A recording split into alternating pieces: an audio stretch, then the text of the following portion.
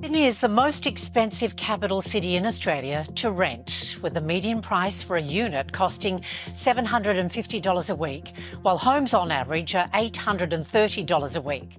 Open homes are packed. Renters offer months up front. In Sydney, a typical house now costs about 13 times the median income. For many, the deposit alone takes more than a decade to save. This isn't a blip, it's a break in the system. The great Australian dream is drifting out of reach, and everyday life is getting harder every passing day. And it is not getting any better from here.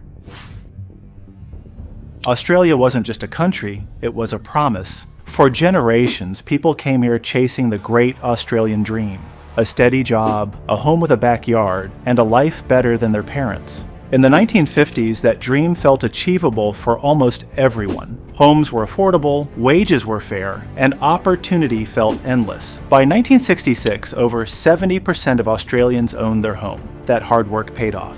A small house, a barbecue on weekends, a Holden in the driveway. That was the good life. But fast forward half a century, and that dream has collapsed under its own weight. The same homes that once cost a few $1,000s now sell for over $1 million. Generational wealth has become generational debt, and the ladder that once lifted millions into comfort, it's missing a few rungs. Look anywhere across Australia, Sydney, Melbourne, Brisbane, Perth, and you'll see the same story, a housing market out of control. In 2011, the median home price in Australia was roughly $450,000. By 2024, it nearly doubled to $912,000. In Sydney alone, the median house price is now $1.6 million. It's no wonder Australians are calling it the generation rent crisis. People line up outside apartments for inspections that last 10 minutes. Renters offer to pay 6 months in advance just to beat the competition. In some towns, shipping containers are being rented out as makeshift homes. This isn't just a housing market, it's a survival game, and every year the rules get harsher. To understand how it got this bad, you have to go back to the 1980s, the decade that changed everything. Housing stopped being a basic human need and started becoming a wealth-building tool. The government introduced negative gearing, allowing investors to buy properties, rent them out at a loss, and then deduct that loss from their taxable income. It sounded harmless, even smart, but it turned the property market into a playground for investors. Instead of competing for a home, Australians began competing with people who already owned 5. Prices skyrocketed, and suddenly homes weren't being built for living, they were being built for profit. The dream of owning one home turned into a race to own many, and those who couldn't join the race were left behind. Everyone agrees Australia needs more housing, but the system is choking itself. For decades, public housing programs were cut back. In the late 1970s, the government built over 20,000 new public homes a year. By 2023, that number had fallen below 3,000. At the same time, local councils made it harder and slower to build. Zoning restrictions, complex approvals, and not-in-my-backyard attitudes turned development into a bureaucratic nightmare. Every suburb wants more housing, just not near them. Meanwhile, construction costs have exploded. Post-pandemic labor shortages, expensive materials, and bankrupt builders have driven prices up more than 40% since 2019. Even when housing projects do get approved, they take years to complete, if they ever finish at all. So, while population booms, supply crawls, and the gap grows wider every year.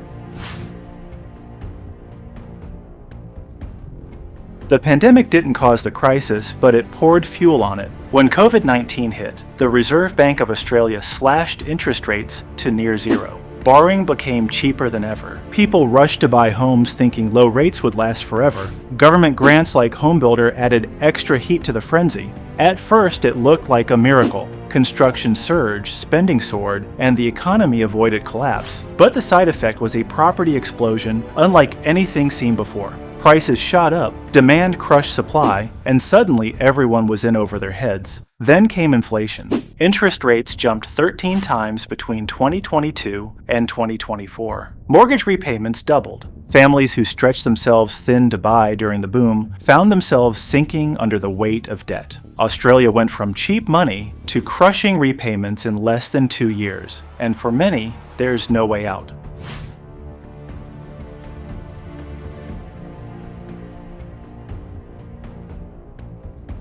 Shows that rental prices have increased 44% in the last 5 years, taking the median rent across Australia to $700 for the first time. Between 2022 and 2024, Australia's population grew faster than at any time in its history. After 2 years of closed borders, migration roared back with over 600,000 new arrivals in a single year. That growth kept the economy alive, filled jobs, and brought in vital skills. But it also sent the housing market into overdrive. New arrivals need homes too, but construction was already struggling. So rents spiked, vacancies vanished, and competition hit record levels. In some suburbs, there are now 30 applicants for every rental property. Australia reopened its borders without fixing its housing shortage first. The result was predictable and painful.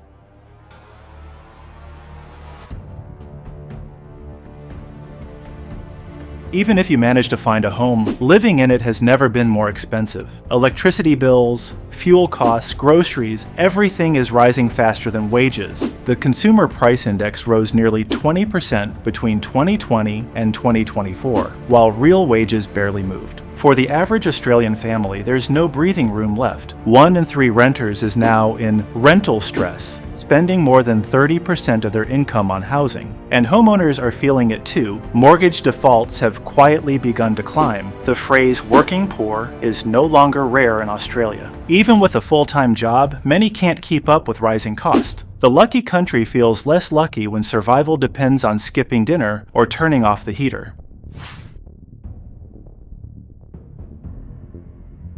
It is crazy how Australia once prided itself on equality, a nation without extremes of wealth and poverty. But that balance is clearly cracking. The gap between property owners and renters has become a generational canyon. Those who bought homes before 2010 have watched their wealth multiply. Those trying to buy now can barely afford rent. The median home price has risen 6 times faster than median income since 1990. Wealth is no longer earned, it's inherited. And for young Australians, that's a devastating truth. A home isn't a milestone anymore, it's a miracle.